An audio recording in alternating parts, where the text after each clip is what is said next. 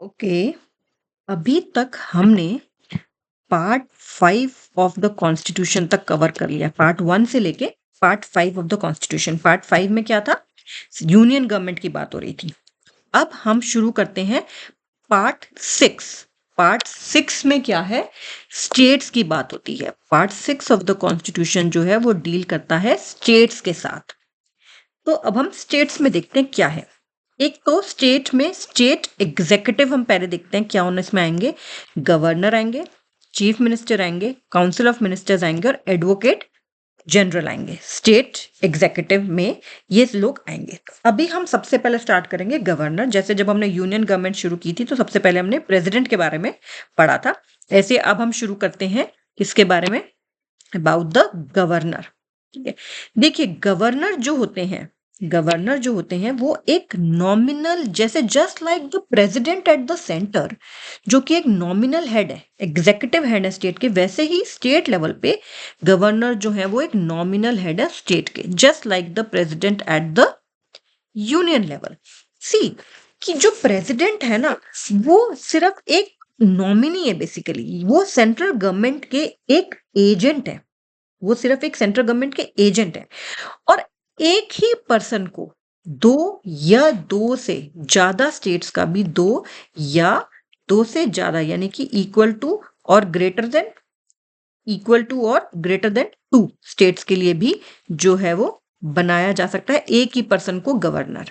ये बात इंपॉर्टेंट है, ये पहले नहीं था। ये 7th जो कॉन्स्टिट्यूशनल अमेंडमेंट एक्ट हुआ था 1956 का, उसमें ये बात बोली गई थी कि एक ही पर्सन को दो या दो से ज्यादा स्टेट्स का भी जो है गवर्नर बनाया जा सकता है। 7th कॉन्स्टिट्यूशनल अमेंडमेंट एक्ट जो था 1956, उसमें ये बात की गई थी। अब देखिए अपॉइंटमेंट की बात करते हैं। देखिए जो गवर्नर है, ना तो उनका डायरेक्ट इलेक्शन होता है, ना ही वो इनडायरेक्टली इलेक्टेड है जैसे कि प्रेसिडेंट थे। उसमें फिर भी अब देखिए लोकसभा, राज्यसभा और स्टेट्स का भी, स्टेट लेजिस्लेचर्स का भी रोल होता है। लेकिन गवर्नर सिंपली जो है वो एक नॉमिनी है सेंट्रल गवर्नमेंट के। प्रेसिडेंट अपॉइंट करते हैं गवर्नर को। You know who appoints the governor? President appoints the governor by warrant under his hand and seal. By warrant under his hand and seal. His hand and seal. तो basically सारी की सारा जो power है, मतलब वो president के पास है in the matter of appointment of the governor. लेकिन एक्चुअली में जब हम प्रेसिडेंट बोलते हैं तो वो एक्चुअली में क्या होते हैं? वो यूनियन काउंसिल ऑफ मिनिस्टर्स होते हैं, which includes PM also, led by PM. PM he head होते हैं ना काउंसिल ऑफ मिनिस्टर्स के। तो एक्चुअली में की सारी पावर तो किसके पास है अपॉइंटमेंट ऑफ अ गवर्नर की? सेंट्रल गवर्नमेंट के पास है, सेंट्रल एग्जीक्यूटिव के पास है इन अ वे। ठीक है, तो इसमें ये भी याद रखना है कि अगर, क्योंकि यूनियन एक तरह से हम कह रहे हैं प्रेसिडेंट अपॉइंट करते हैं, और हम ये कह रहे हैं कि प्रेसिडेंट का मतलब यहाँ पे यही हो गया कि यूनियन काउंसिल ऑफ मिनिस्टर्स, क्योंकि प्रेसिडेंट तो उन्हीं की एडवाइस पे एक्ट करते हैं, ये हमें पता ही है। लेकिन फिर भी हम ये नहीं कह सकते कि ये गवर्नर की जो पोस्ट है ये एक office under the central government है। नो, ये कॉन्स्टिट्यूशनल ऑफिस है ये, क्योंकि इसका जिक्र कॉन्स्टिट्यूशन में इटसेल्फ हुआ। तो ये एक इंडिपेंडेंट कॉन्स्टिट्यूशनल ऑफिस है, चाहे ये नॉमिनी है सेंट्रल गवर्नमेंट के, बट फिर भी ये एक इंडिपेंडेंट कॉन्स्टिट्यूशनल ऑफिस है। और ये नहीं है कि ये सेंट्रल गवर्नमेंट के अंडर है, ये उनके अंडर एक ऑफिस है। No, it's an independent constitutional office. ठीक है, और इनका जो इलेक्शन है, इसलिए पहले कॉन्स्टिट्यूएंट असेंबली जब ये कॉन्स्टिट्यूशन हमारी बन रही थी तो काफी डिस्कशन हुए थे कि क्या इनका इलेक्शन डायरेक्ट इलेक्शन रखें, इनडायरेक्ट इलेक्शन रखें। बट फिर बहुत सारे फैक्टर्स को देखते हुए कि इतना जरूरत नहीं है एंड ऑन सो ऑन, अभी जो सिंपली एक मेथड रखा गया हमारे कॉन्स्टिट्यूशन में, क्या रखा गया कि इनको प्रेसिडेंट ही अपॉइंट करेंगे with warrant under his hand and seal, और वो एक तरह से नॉमिनी ही होंगे सेंट्रल गवर्नमेंट के। तो यानी कि इस कंटेक्स्ट में हमने कौन सा मेथड फॉलो कर रहे हैं? हम कनाडा का मेथड फॉलो कर रहे हैं। कनाडा में भी क्या होता है, जो वहाँ के सेंटर पे जो होते हैं वही एक नॉमिनेट करते हैं स्टेट लेवल पे भी। तो जबकि यूएसए वगैरह में ऐसा नहीं होता। यूएसए में गवर्नर भी जो होता है एक स्टेट का, उसको भी डायरेक्टली इलेक्ट किया जाता है। जस्ट लाइक वहाँ के प्रेसिडेंट को डायरेक्टली इलेक्ट किया जाता है, वहाँ पे स्टेट्स के गवर्नर्स को भी डायरेक्टली इलेक्ट किया जाता है यूएसए में। बट कनाडा का जो मॉडल है हम वही फॉलो करते हैं कि सेंटर पे जो है वो स्टेट्स पे नॉमिनेट, स्टेट्स के लिए नॉमिनेट करते हैं किसी को। तो यहाँ पे भी यही है कि सेंट्रल पे यानी कि प्रेसिडेंट जो है वो नॉमिनेट करते हैं गवर्नर्स फॉर डिफरेंट स्टेट्स, और एक ही पर्सन को दो या दो से ज्यादा स्टेट्स का गवर्नर भी बनाया जा सकता है। अब देखते हैं आगे। आगे देखिए क्वालिफिकेशंस की बात करते हैं। तो कॉन्स्टिट्यूशन में सिर्फ दो ही क्वालिफिकेशंस की बात की है। एक तो है सिटीजन ऑफ इंडिया होना चाहिए, he should be a citizen of India, ठीक है। ऑब्वियसली इतना इंपॉर्टेंट ऑफिस है तो सिटीजन ऑफ इंडिया तो होना ही है। दूसरा, उनकी जो एज है वो 35 ईयर्स वो कंप्लीट कर चुके हों, 35 या 35 से ऊपर होनी चाहिए, यानी कि less than 35 years of age उनकी नहीं होनी चाहिए। क्योंकि माना जाता है देखिए इतना एक्सपीरियंस तो चाहिए कि वो 35 से नीचे थोड़ा इतना ज्यादा वो नहीं है, जबकि लोकसभा वगैरह में आपने देखा है कि कम एज भी होती है, बट गवर्नर के लिए 35 और मोर देन 35 ईयर्स होनी चाहिए। इसके साथ साथ दो कन्वेंशंस भी हैं, लेकिन वो कन्वेंशंस हैं वो कहीं कॉन्स्टिट्यूशन में लिखी नहीं है, और वो कन्वेंशंस हैं यानी कि प्रैक्टिस की जाती है, but hard and fast rule नहीं है। बहुत बार इन कन्वेंशंस को फॉलो नहीं भी किया गया। एक तो क्या कि जिस स्टेट में गवर्नर को अपॉइंट किया जाता है, कोशिश की जाए कि वो जो पर्सन है जिनको उस स्टेट का गवर्नर अपॉइंट किया जा रहा है वो उस स्टेट को बिलोंग ना करते, वो उसी स्टेट के लिए, यानी कि अगर मान लो कि महाराष्ट्र के गवर्नर को नॉमिनेट करना है प्रेसिडेंट ने, तो कोशिश ये की जाती है कि वो महाराष्ट्र से ही बिलोंग ना करते हो, यू नो ओके। एंड दूसरी बात ये मतलब इसलिए एक्चुअली किया जाता है ताकि वो लोकल पॉलिटिक्स से फ्री हो जाए, क्योंकि जो बंदा वहीं से बिलोंग करता है फिर वो ऑब्वियसली वो लोकल पॉलिटिक्स में भी इन्वॉल्व होता है। और दूसरी बात क्या कि जिस स्टेट में उन गवर्नर को अपॉइंट करना है वहां के सीएम से भी कंसल्टेशन होनी चाहिए, ठीक है, कि उनके चीफ मिनिस्टर को भी कंसल्ट किया जाए, ताकि ऐसा ना हो कि दोनों में बहुत ज्यादा फ्रिक्शन हो, दोनों के में बहुत ज्यादा मनमुटाव हो, और फिर वो स्मूथ फंक्शनिंग ना हो पाए उस स्टेट की। बट जैसे मैंने बताया हार्ड एंड फास्ट नहीं है, दोनों ये जो कन्वेंशन हैं दोनों जो है वॉलेट की गई हैं नंबर ऑफ टाइम्स। तो लेकिन कोशिश यही होती है कि एक तो सीएम को कंसल्ट किया जाए, दूसरा ये कि जो है वो उसी स्टेट के ना बिलोंग करते हो, ताकि जो है वो लोकल पॉलिटिक्स में इन्वॉल्व ना हो। बट ऐसा जैसे मैंने आपको बताया they have these conventions have been violated, लेकिन ये जो दोनों कंडीशंस हैं ये तो मस्ट है, ये तो मस्ट है, इस पे तो कुछ मतलब ये मस्ट है, ठीक है। जिस भी इंसान को गवर्नर बनाया जाएगा वो सिटीजन ऑफ इंडिया भी होने चाहिए और 35 ईयर्स ऑफ एज के मिनिमम होने ही चाहिए। अब देखिए हम कुछ बात करते हैं इनकी कंडीशंस ऑफ ऑफिस की गवर्नर के।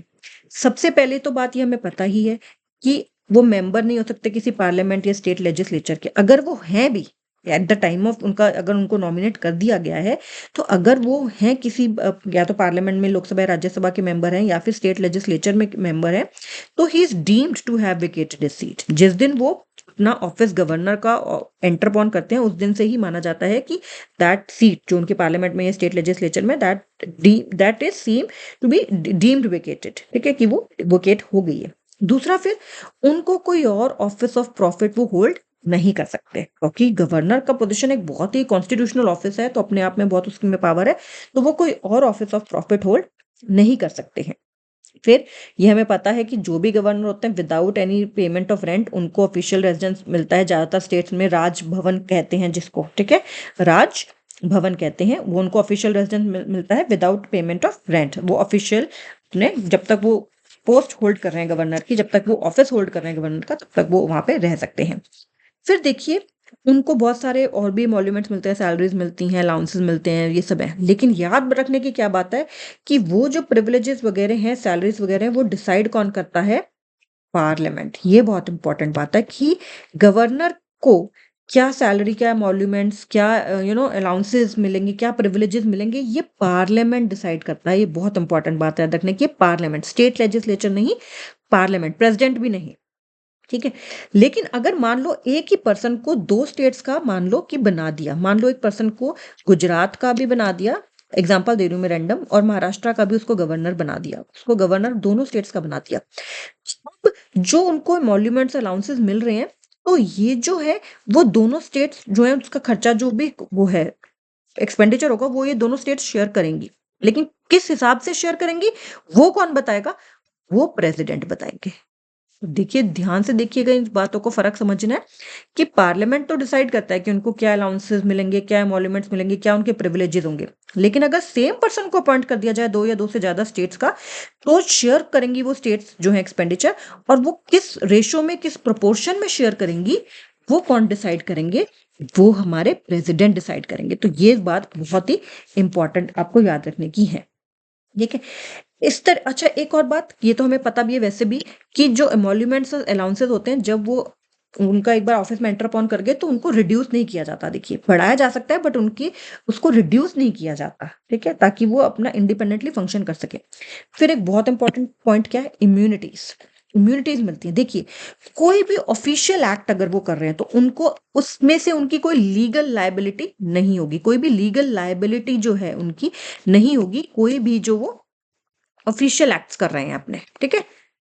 कोई भी लीगल लायबिलिटीज नहीं होंगी ऑफिशियल एक्ट्स के लिए। अच्छा, अब जब तक वो अपना टर्म ऑफ ऑफिस में है, मतलब जब तक वो ऑफिस में है, वो अपने पर्सनल एक्ट्स के लिए भी क्रिमिनल प्रोसीडिंग से भी इम्यून है। अपने पर्सनल एक्ट्स के लिए भी, जस्ट लाइक हमने प्रेसिडेंट में भी पढ़ा था बहुत सारी चीजें, प्रेसिडेंट का जब हमने टॉपिक किया था, तो वो क्रिमिनल प्रोसीडिंग से भी इम्यून है, even for his personal acts, लेकिन सिर्फ तब तक जब तक वो ऑफिस होल्ड कर रहे हैं। और सिविल एक्ट्स के लिए भी होते हैं, लेकिन अगर 2 मंथ्स का नोटिस दे दिया जाए, तो उनके अगेंस्ट सिविल प्रोसीडिंग्स शुरू हो सकती हैं। सिविल प्रोसीडिंग्स शुरू हो सकती है 2 मंथ्स के नोटिस देके, ठीक है? और वो किस लिए हो सकती है? पर्सनल एक्ट के लिए ही। पर्सनल एक्ट के लिए। लीग देखो, अपने ऑफिशियल एक्ट के लिए तो उनको कंप्लीट लायबल वो है, इम्यूनिटी है। लेकिन अगर पर्सनल एक्ट्स में अगर बात करें, तो 2 तरह की बात हो सकती है, तो क्रिमिनल लायबिलिटी हो सकती है या सिविल हो सकती है। तो क्रिमिनल के लिए तो वो इम्यून है जब तक वो ऑफिस होल्ड कर रहे हैं, लेकिन सिविल में 2 मंथ्स का नोटिस देके उनके अगेंस्ट सिविल प्रोसीडिंग इंस्टीट्यूट की जा सकती है। ठीक है? फिर अब बात करते हैं ओथ की।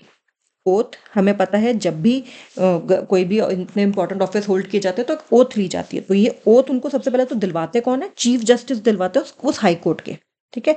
और अगर चीफ जस्टिस नहीं है बाय चांस किसी कारणवश, तो जो सीनियर मोस्ट जज होगा उस हाई कोर्ट का, वो जो है उनको ओथ करवाएंगे। और ओथ में वो कहते क्या है, जो सबसे इंपॉर्टेंट बात है कि वो फेथफुली एग्जीक्यूट करेंगे अपना ऑफिस, ठीक है, प्रिजर्व करेंगे, प्रोटेक्ट करेंगे, डिफेंड करेंगे constitution and the law, which is very important, and he will devote himself to the service and well being of the people of state.